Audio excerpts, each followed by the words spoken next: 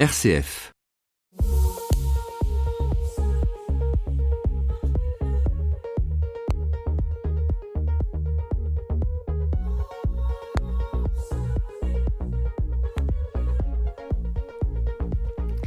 Bonjour à toutes et à tous, nous nous retrouvons désormais comme chaque semaine pour ce nouveau rendez-vous avec l'association Normandie Welcome pour vous présenter la Normandie autrement à travers des rencontres positives et solidaires des acteurs économiques normands. Nous sommes Lucille Ferrier et Brendan Motto et aujourd'hui nous recevons Philippe Terlier, directeur de la distillerie Bunel à Cormeilles dans l'Eure. Bonjour Philippe. Bonjour à vous deux. Bonjour. Alors pour commencer, racontez-nous l'histoire de la distillerie Bunel depuis le début. Alors depuis le début, ça remonte très loin, ça fait presque 200 ans, donc dans 2 ans on va fêter notre bicentenaire. Donc la distillerie Bunel, c'est la plus ancienne des grandes maisons de Calvados aujourd'hui. Elle est née en 1820 dans une petite ferme aux alentours de Pont-l'Évêque. Et aujourd'hui, elle n'appartient plus vraiment à la famille Bunel, elle appartient à un grand groupe de vins et spiritueux français, assez important. Et c'est une maison qui aujourd'hui est située à Cormeilles dans l'Eure, juste à la frontière entre le département de l'Eure et du Calvados. Et qu'est-ce qui a fait que la distillerie n'est plus familiale ? Je pense que c'est une histoire assez logique. Aujourd'hui, les maisons qui ont commencé par du négoce ont fini par grossir, est intervenu entre deux grandes guerres, des destructions de sites et une situation économique qui naturellement a poussé les sociétés à grossir, à faire des associations. Aujourd'hui, la distillerie Bunel, c'est l'association de 3 distilleries historiques. Donc 1820, on vient de le dire, c'est la distillerie Bunel. 1910, c'était la distillerie Année à Vimoutier et la grande cidrerie de Cormeilles. Et donc toutes les 3 aujourd'hui sont basées à Cormeilles sous le nom de distillerie Bunel. Donc vous produisez du cidre en plus du Calvados ? Alors nous produisons du cidre, mais que du cidre de distillation, c'est bien ça la différence. Nous sommes 100% producteurs de produits en appellation d'origine contrôlée et nous produisons exclusivement du Calvados et du Pommeau de Normandie.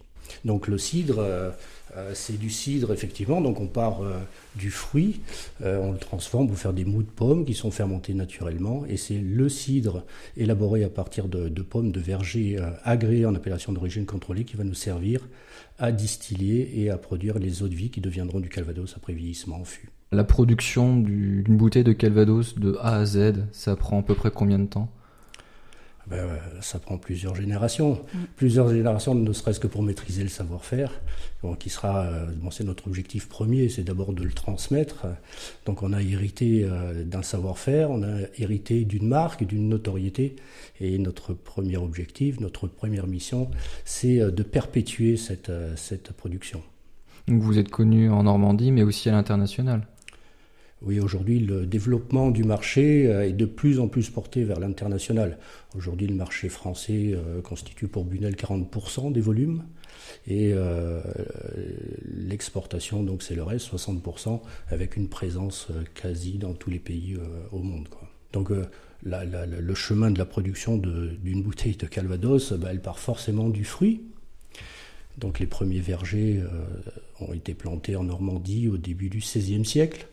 Les premières traces de distillation de cidre, on les retrouve dans le journal d'un gentilhomme du Cotentin, Gilles de Gouberville, qui écrivait en 1553 que du cidre était distillé pour obtenir une eau de vie. Et c'est là qu'est né le Calvados, en fait. Du coup, ça remonte quand même. C'est presque entre 400 et 500 ans d'histoire aujourd'hui, le Calvados. Donc oui, ça commence à... Et la recette a évolué aussi au fil des siècles avec le savoir-faire qui s'est... Pas tant que ça finalement. Quand on regarde aujourd'hui, si vous avez l'occasion de visiter la distillerie Bunel et de voir nos installations, on s'aperçoit que finalement les anciens avaient de très bonnes idées et le principe de base de transformation et de travail du fruit pour élaborer les cidres est resté en tant que tel. C'est-à-dire qu'ils avaient idée d'implanter les cidreries à côté des sources d'eau, des rivières. Cette eau servait à transporter les fruits à l'intérieur des salles de brassage, donc c'est ce qui va permettre, à partir du fruit, de le broyer pour en extraire le pur jus. Et donc toutes les cidreries sont à côté d'un cours d'eau. Et à Cormeilles s'est installé lui parce qu'il y avait la Calonne qui traversait le village, mais aussi parce que le train s'était implanté. Et souvent les pommes arrivaient sur des charrettes, dans des sacs tirés par des chevaux, mais une grande partie arrivait aussi par le train. Donc les sacs de pommes étaient stockés dans les gares et c'est le train qui cheminait de gare en gare pour rapatrier toutes ces pommes à la cidrerie. Tout à l'heure, vous avez évoqué que la distillerie, c'était des générations. Combien il y a eu de générations avant que, justement, la transmission s'arrête Alors, l'histoire de la famille Bunel s'arrête quasiment dans les années 70. Même si la famille existe encore aujourd'hui, mais par contre, elle n'a plus de lien direct avec la distillerie. Dans l'histoire de Bunel, on fait référence au créateur, Ernest, son fils Georges et son petit-fils Pierre. Et après, on rentre dans le cycle moderne, on va dire, de sociétés qui sont rachetées par des groupes, et c'est le cas encore aujourd'hui. Donc vous êtes le directeur de la distillerie. Quel a été votre parcours pour arriver jusque-là ? Alors forcément un parcours atypique, parce qu'on est là pour défendre l'image, la notoriété de la Normandie, et malheureusement je ne suis pas normand, je suis désolé.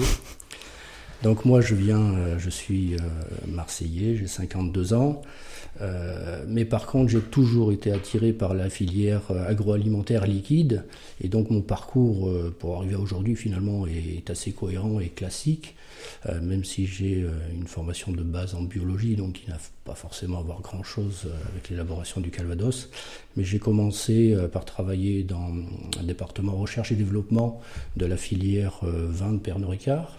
Donc j'ai fait mes armes pour apprendre les vinifications, l'élaboration du vin, les techniques de traitement du vin, et on voit qu'aujourd'hui finalement, avec quelques années de retard, toutes ces techniques vitivini servent à faire progresser la qualité des produits cidricoles. Donc c'était une certaine logique. Là j'étais dans le sud de la France, à Châteauneuf-les-Martigues. J'y suis resté 4 ans pour être appelé à venir travailler dans une grande cidrerie à côté du Perche, dans l'Orne. Là j'étais responsable de production pour élaborer des cidres qui s'appelait la marque La Cidrée et Champomy. Je ne sais pas si vous connaissez Champomy, donc le champagne des enfants. Donc j'ai fait pendant 12 ans du Champomy.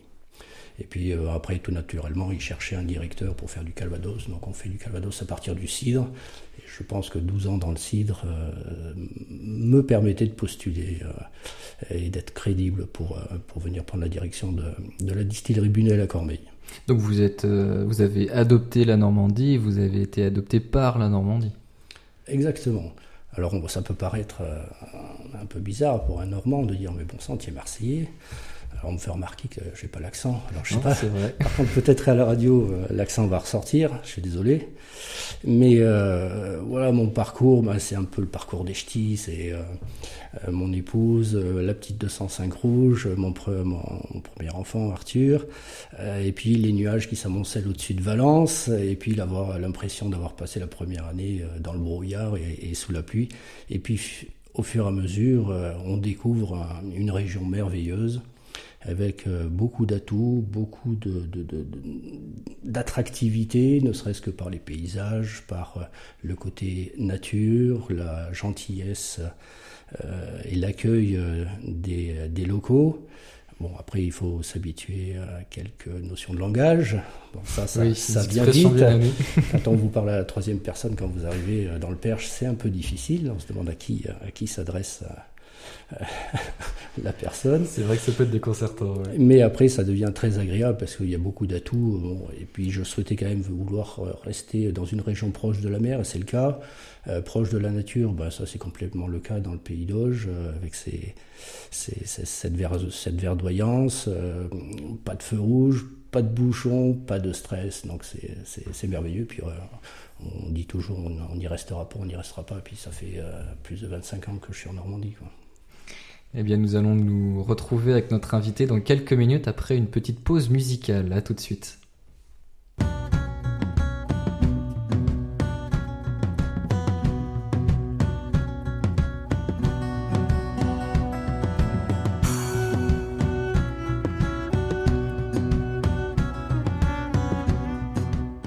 CF. Nous sommes à nouveau avec Philippe Terlier, directeur de la distillerie Bunel. Pouvez-vous nous dire pourquoi ce choix de musique ? C'est quand vous m'avez posé la question, je voulais quand même faire référence à la filière dans laquelle je travaille, et je souhaitais avoir une musique quand même proche de la tradition, proche du terroir. Donc c'est forcément une musique qui va trouver son origine soit dans le blues, soit dans le folk. Et j'avais souhaité qu'il y ait au moins un artiste normand. Et donc c'est le cas de l'artiste qu'on vient d'entendre. À propos de Normand, donc vous êtes adhérent au sein de l'association Normandie Welcome. Comment est-ce que vous l'avez connu ? Donc on a une structuration commerciale externalisée avec un directeur commercial très attachant, très dynamique aussi, qui est lui pour le coup complètement normand et bien implanté sur la ville de Caen. Et le contact s'est fait tout naturellement. Bunel, c'est quand même une marque avec une forte notoriété, un ancrage régional de presque 200 ans. Donc je pense qu'il y avait une facilité à entendre le discours d'Astrid et une adhésion totale dès le départ pour s'associer sur un partenariat. Alors, au début, c'était beaucoup lié à notre production, à la possibilité de diffuser nos produits, de proposer nos produits sous forme de gratuité. Après, elle a créé sur son site la possibilité d'acheter des paniers. Et donc, c'était intéressant pour nous parce que c'était tout à fait dans notre fil rouge, dans notre politique de positionnement. Les Calvados Bunel, si vous voulez, si on devait les définir, c'est les meilleurs produits accessibles à tous. Voilà, donc il y a une notion comme ça d'accessibilité, de partage et de défense du terroir qui va bien avec l'association Normandie Welcome, je pense. Donc, ah oui, totalement, oui, bien sûr. Donc pour vous, c'est presque une évidence en fait de rejoindre l'association au final. C'était une évidence, on ne s'est pas posé la question très longtemps, donc je pense que ça devait être complètement évident. Et puis de toute façon, on est quand même sensible aux personnes qui s'investissent comme ça pour faire la promotion de la région. Et on a besoin justement d'une dynamique.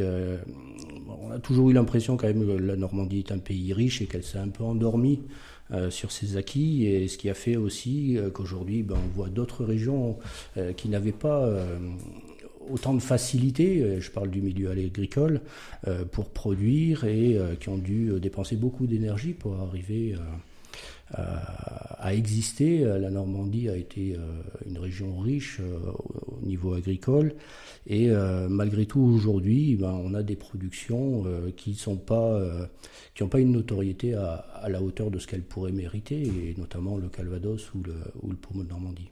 Est-ce que c'est compliqué de créer de nouvelles recettes à partir du produit en fait du Calvados qui existe depuis plusieurs siècles ? C'est pas si compliqué. Les recettes, chaque producteur a un savoir-faire et il marque ses Calvados d'une empreinte particulière qui est propre justement à l'histoire de chacune des maisons, alors que ce soit une grande maison comme la distillerie Bunel ou un petit producteur transformateur. Le savoir-faire, il est propre au maître de chez qui va vraiment signer ses assemblages d'une façon différente d'une maison à une autre. Donc on ne parle pas de Calvados, on parle des Calvados, et c'est ça la richesse qu'il faut arriver à faire comprendre. Alors on ne parle pas du débat Calva, ça c'est un débat qui est propre à la Normandie. Le produit a une image un peu plus luxueuse à l'étranger ou alors en dehors de la région normande. Donc pour en revenir, il y a deux types de Calvados, si vous voulez. Quand vous faites du Calvados Bunel, vous avez le standard, donc c'est toute la difficulté, c'est d'essayer de reproduire à l'identique sur de nouveaux assemblages l'idée du Calvados qui avait été initiée par les fondateurs de la marque.